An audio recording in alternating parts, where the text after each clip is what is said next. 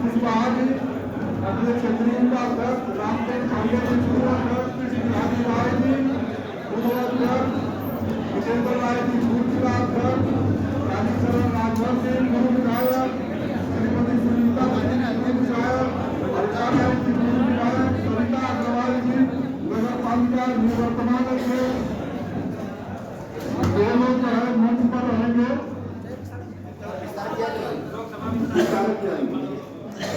सभी महानिदेशक जी जो है मेरे से कोई खड़ा नहीं है।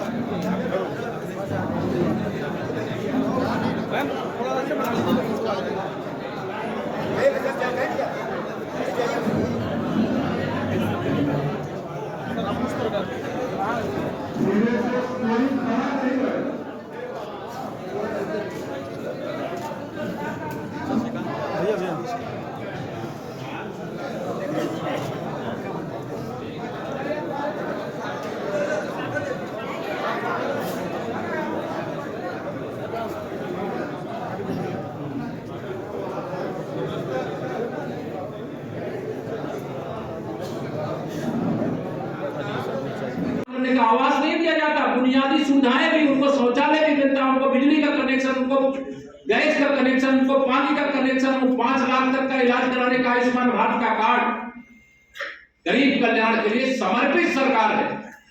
और यह याद दिलाना आवश्यक समझता हूं आज इस बैठक मेरे कार्यकर्ता मित्रों,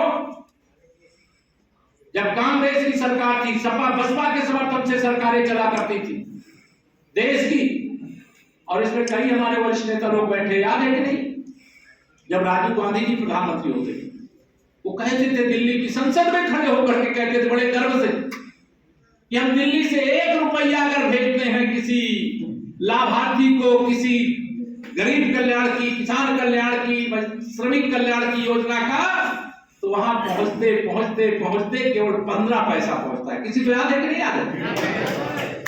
लेकिन आज हम छाती ठोक करके कह सकते हैं कि 56 इंच के सीने वाले की जब से आपने देश में सरकार बनाई है, 1 लाख रुपए भेजे चाहे 1 लाख रुपए भेजे, पूरा का पूरा पैसा जिसके लिए भेजा जाता है उसके खाते में डीबीटी के माध्यम से पहुंचता है।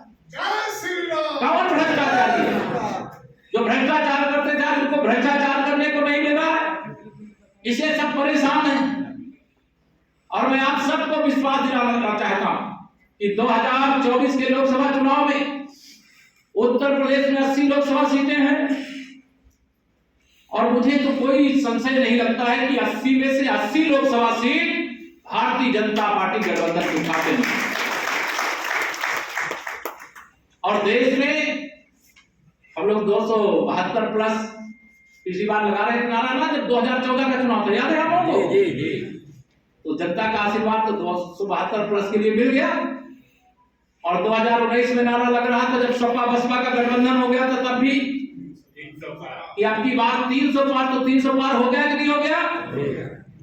तो 2024 में 400 पार, तो उसमें 80 उत्तर प्रदेश की संख्या होनी चाहिए। या लक्ष्य और संकल्प लेकर के आगे बढ़िए, और आप भरोसा रखिएगा, ये चाहे जितना जहर फैलाने की कोशिश करे, चाहे जितना जातिवाद, चाहे जितना तुष्टीकरण, जितना विस्मरण करने की कोशिश करे, जनता सब समझती है कि नहीं समझती? बताओ जरा।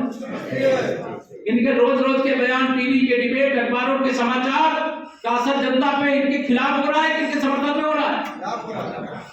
आम जन समझ रहा है कि अब जब सत्ता किसी तरीके से नहीं मिल रही, तो वह विषय उठा रहे हैं, जो विषय उठाने का कोई औचित्य नहीं, जनहित से इनका कोई लेना देना नहीं।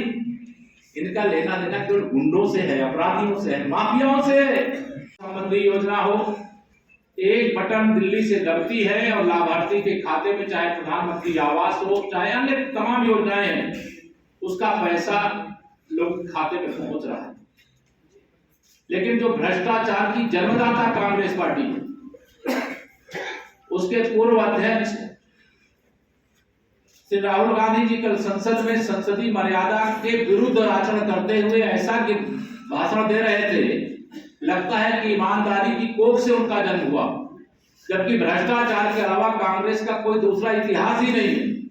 अगर ये भ्रष्टाचार नहीं करते या अत्याचार नहीं करते, ये जम्मू कश्मीर को धारा 370 और 35 के हवाले नहीं करते, अगर श्री राम जन्मभूमि पर वह कलंकित जो ढांचा था जिसे 1992 में राम भक्त कार सेवकों ने ढहा दिया था, उन भगवान श्री राम के ही अस्तित्व को नकारने का महापाप नहीं करते, तो कांग्रेस, मैं यह मानता हूं कि जो कांग्रेस मुक्त भारत की ओर आज बढ़ रहा है वह शायद यह दुर्दशा को प्राप्त नहीं होते।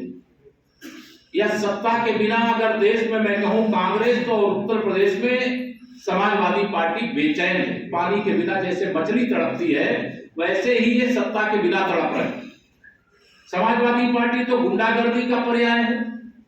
अपराधी ना हो जिनकी पार्टी में कार्यकर्ता माने अपराधी, अपराधी बने कार्यकर्ता। आप सबको 2012 से 2017 का कार्यकाल याद होगा, किस प्रकार से गुंडागर्दी चरम सीमा पर थी। अपराधियों के इशारे पर थानेदार को काम करना पड़ता था, डीएम कप्तान को काम करना पड़ता था, विकास की योजनाएं कागज में आती थी और भ्रष्टाचार की भेंट चढ़ जाती थी। लेकिन जब से 2014 से देश में और जब से 2017 में प्रदेश में पहली बार, फिर 2019 में दूसरी बार देश में और 2022 में फिर दूसरी बार प्रदेश में डबल इंजन की सरकार बनी है, गुंडे त्राहिमाम कर रहे हैं। आज उनको यह लग रहा है कि आज उनके इशारे पर पुलिस और प्रशासन काम करने वाला नहीं है। सरकार में जो लोग बैठे हैं गुंडे अपराधियों को संरक्षण करने वाले नहीं, माफियाओं का संरक्षण करने वाले नहीं, उनके खिलाफ कठोर से कठोर कार्रवाई करने वाली सरकार आई है। इसलिए जल्दी ही दिन भर का दौरा सघनता के साथ बहुत सारी चीजें देखना है, बहुत सारी चीजें समझना है, आप सबसे भी बहुत सारी बातचीत करनी है और 2024 में कैसे गाजीपुर में कमल खिलाना है या जिद बना करके आगे बढ़ने का काम। बात की इस जिले के कार्यालय में, जिले की बैठक में जिले के प्रभारी बहुत अनुभवी आदरणीय अशोक मिश्रा जी, हमारे जिले के भारतीय जनता पार्टी के मुखिया अध्यक्ष श्री भानु प्रताप सिंह जी, जिले की प्रथम नागरिक के रूप में मेरा आप सब लोगों से इतना ही कहना है कि अब 2022 का चुनाव जो भी परिस्थिति रही उसके कारण हम गाजीपुर में विधानसभा का नहीं जीत पाए, लेकिन जैसे हम लोग 2014 से पहले लोकसभा में कई बार सफल नहीं हुए, लेकिन 2014 के बाद जो विजय यात्रा शुरू हुई उस विजय यात्रा को विराम नहीं लगा। और मैं आप सबको आज आह्वान करके जा रहा हूं कि 2024 के लोकसभा के चुनाव में, विधानसभा के चुनाव में हुई पराजय का ब्याज के साथ चुकता करने के लिए कमर कस के यहाँ पे जाइए। मुझे पूरा विश्वास है गाजीपुर जनपद के इतिहास की सबसे ऐतिहासिक विजय आप 2024 में प्राप्त करोगे। सरकार नहीं है ना। भारत माता की, भारत माता की। देखिए, समाजवादी पार्टी को मैं अभी तक समाप्तवादी पार्टी कहता हूं और वो समाप्त होगी, आप सब भी जानते हो, मैं भी जानता हूं। समाजवादी पार्टी एक डूबता हुआ जहाज है, उसका कोई भविष्य नहीं, लेकिन आजकल वह समाज में बेबनस पैदा करने की साजिश करने वाली पार्टी के रूप में भी अपना स्थान बनाने का प्रयास कर रही है। देश में माननीय प्रधानमंत्री श्री नरेंद्र मोदी जी के नेतृत्व में जब से सरकार बनी 23 लाख, जब कांग्रेस की सरकार थी, सपा बसपा के समर्थन से सरकारें चला करती थी देश की, और इसमें कई हमारे वरिष्ठ नेता लोग बैठे, याद है कि नहीं? जब राजीव गांधी जी प्रधानमंत्री होते थे वो कहते थे, दिल्ली की संसद में खड़े होकर के कहते थे बड़े गर्व से कि हम दिल्ली से 1 रुपया अगर भेजते हैं किसी, लेकिन जब से 2014 से देश में और जब से 2017 में प्रदेश में पहली बार, फिर 2019 में दूसरी बार देश में, और 2022 में फिर दूसरी बार प्रदेश में डबल इंजन की सरकार बनी है। गुंडे त्राहिमाम कर रहे हैं। आज उनको यह लग रहा है कि आज उनके इशारे पर पुलिस और प्रशासन काम करने वाला नहीं है। लोगों को चूंकि ज्यादा लंबी बातें नहीं करना है, कार्यकर्ता मित्रों, आप सबको इतना ही मैं कहना चाहूंगा कि आपकी ताकत हनुमान जी की तरह है जी। जब आप भूल जाते हो अपनी ताकत को, तो कोई विरोधी भी सर उठाने का काम किया करता है। और ऐसे विरोधी जिनको राजनीति में स्थान नहीं, उनकी जगह जिनकी जेल में है, वह आपके जनप्रतिनिधि बनकर के गाजीपुर की विकास यात्रा को रोकने का काम करते। मुझे आज यहां पर अगर मैं नाम नहीं लूंगा तो अधूरा रह जाएगा।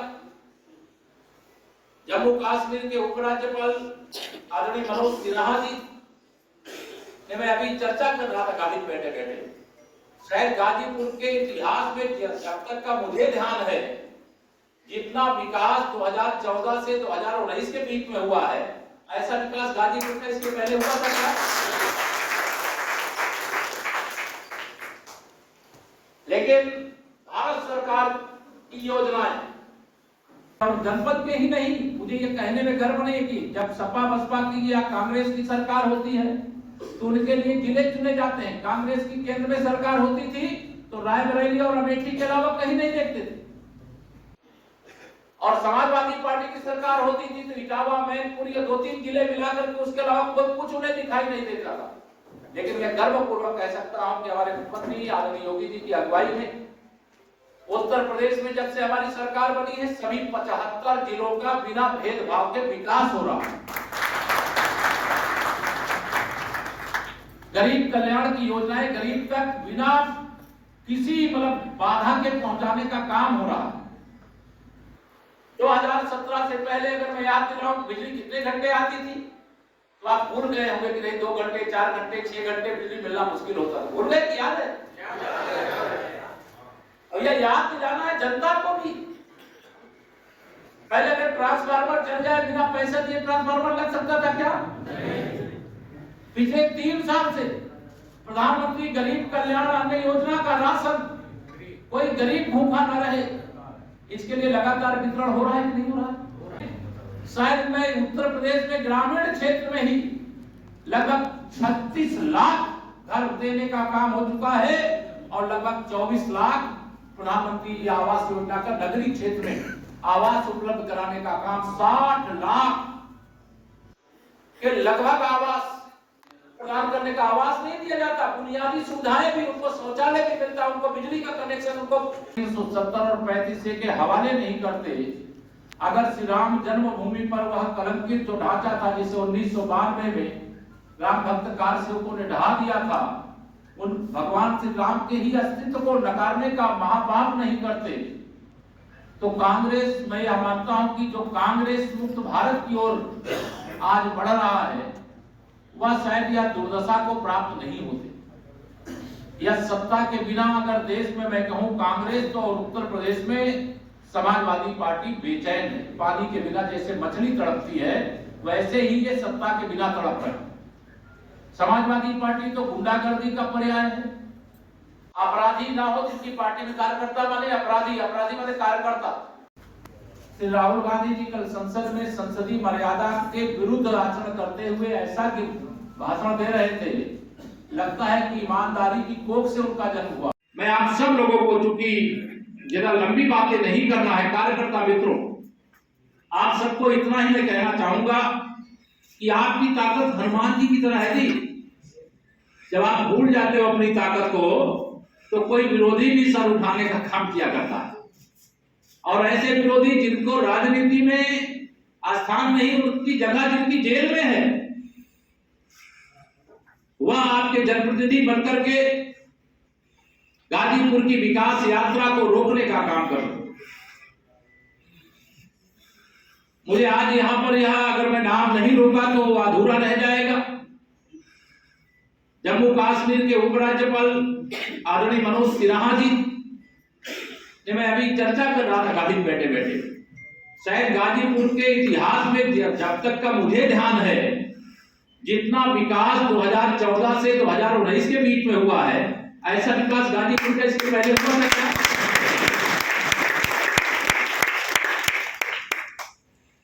लेकिन भारत सरकार की योजनाएं, राज्य सरकार की योजनाएं, जब दोनों एक साथ जनपद के विकास के लिए, और जनपद के ही नहीं, मुझे ये कहने में गर्व नहीं कि जब सपा बसपा की या कांग्रेस की सरकार होती है तो उनके लिए जिले चुने जाते हैं। कांग्रेस की केंद्र में सरकार होती थी तो रायबरेली और अमेठी के अलावा कहीं नहीं देखते थे, और समाजवादी पार्टी की सरकार होती थी तो इटावा, मैनपुरी या 2-3 जिले मिलाकर के उसके अलावा कोई कुछ उन्हें दिखाई नहीं देता था। लेकिन मैं गर्वपूर्वक कह सकता हूं कि हमारे मुख्यमंत्री आदरणीय योगी जी की अगुवाई में उत्तर प्रदेश में जब से हमारी सरकार बनी है, सभी 75 जिलों का बिना भेदभाव के विकास हो रहा है। गरीब कल्याण की योजनाएं गरीब तक बिना किसी बाधा के पहुंचाने का काम हो रहा है। 2017 से पहले अगर मैं याद दिलाऊं, बिजली कितने घंटे आती थी तो आप भूल गए होंगे कि नहीं, 2 घंटे, 4 घंटे, 6 घंटे बिजली मिलना भूल गए कि याद है? याद है। और यह याद दिलाना है जनता को भी। पहले अगर ट्रांसफार्मर जल जाए, बिना पैसा दिए ट्रांसफार्मर लग सकता था क्या? नहीं। पिछले 3 साल से प्रधानमंत्री गरीब कल्याण अन्न योजना का राशन कोई गरीब भूखा न रहे, इसके लिए लगातार वितरण हो रहा है कि नहीं हो रहा? प्रधानमंत्री आवास योजना में शायद मैं उत्तर प्रदेश में ग्रामीण क्षेत्र में ही लगभग 36 लाख घर देने का काम हो चुका है, और लगभग 24 लाख प्रधानमंत्री आवास योजना का नगरीय क्षेत्र में आवास उपलब्ध कराने का